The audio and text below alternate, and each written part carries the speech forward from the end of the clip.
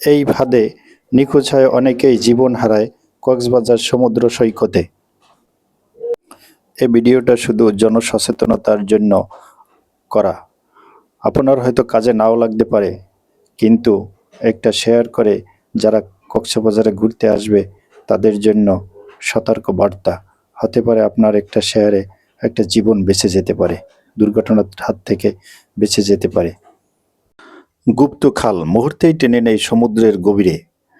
ভাটার সময় বালুর বুকে জেগে ওঠা ছোট বড় গর্ত বা নালাগুলোকে গুপ্ত খাল বা চোরা গর্ত বলা হয়। এগুলো অত্যন্ত বিপজ্জনক এবং এখানে অসতর্কভাবে গোসল করতে গিয়ে পর্যটকরা বড় ধরনের দুর্ঘটনার শিকার হয়।